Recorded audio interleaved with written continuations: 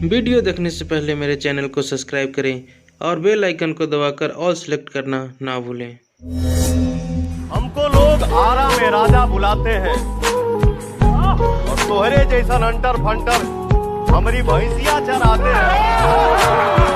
इसमें मेरा घर ढह गया था और घर में रहने की संभावना थी ही नहीं, तो बगल के ईंट का घर था, मेरे अपने गांव के थे वो।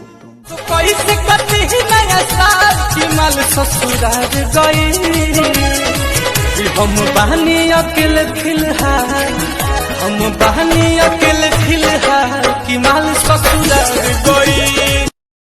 तो सुननी हाथी से जनौरी के जन हो जाइबू कोई औरी के, सुननी हाथी से जनौरी। बिहार में एक स्टूडियो भी खोल रहा हूँ, बस 10 से 12 दिन में ओपन हो जाएगा आरा शहर में। करीब करीब गांव के जो भी मेन शहर बा स्टूडियो तो खुल ही रहा है।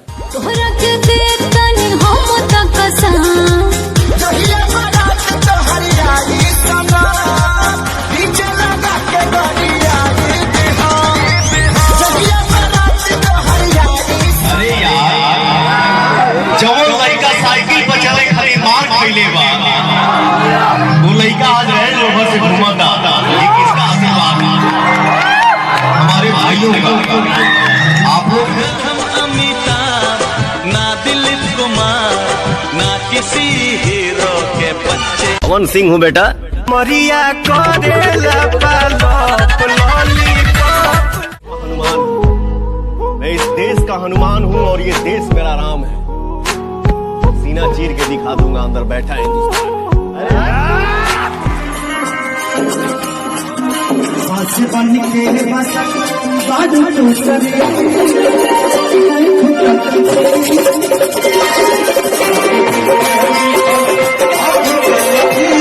बिंदिया बुझाला ऐसे जैसे चांद सजले पड़े,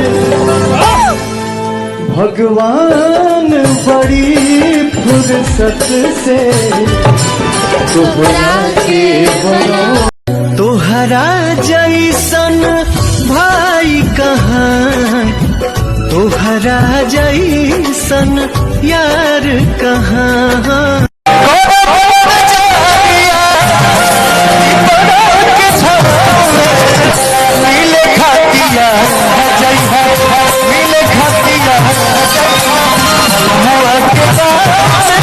चाहिए तोहरा के ज्यादा अपना जान से, तोहरा के पूजी ले हम पहले भगवान से, कि जब से धैले बपरी। तबियत बाबूजी के घर में हमारा चैन क्या कहती खोलता नहीं। गुप्त रोग हुआ है। गुप्त रोग? हाँ। हमारा? हाँ। पगला के हुआ? हाँ पगला गए। गुप्त रोग ना भाई लो। हाँ। मैगजीन देखो नहीं 5 लेकिन कुछ ना भाई। हाँ। लड़कियाँ आती देख कर तो मुझको नफिस कर देते हो। ब्यूटी घटाती हलू ताज महल के, शोरूम से आइल बड़ू नया तो निकल के, शोरूम से आइल बड़ू नया तो निकल।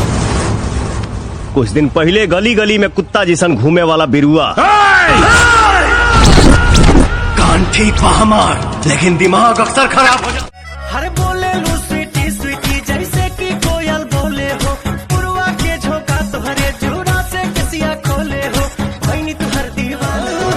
लोगवा के बतिया गई दिहल तो सही, देबू तू धोखा कबो सोचले ना रही, बाके दूसरा के भोले भुला जाइबू। नमस्कार प्रणाम, मैं किशोर लाल यादव, आप सबका बेटा, आप सबका पुत्र, जिन्होंने मुझे बनाया, जिन्होंने सिर्फ पैदा पिता ने किया लेकिन आप लोगों ने खेसारी को जीवन दिया, और मैं उस पिता का भी बहुत शुक्रगुजार हूँ जिसने मुझे पैदा किया और स्ट्रगल करके मुझे आप सबके। हेलो, क्या बोला तनी जी? एक्चुअली मैं आपकी बहुत बड़ी दीवानी, रउआ के देखते हमरा के प्यार हो गइल बा। अरे अच्छा। के कैसे समझाई, ये सोची सोची हमारा आवे।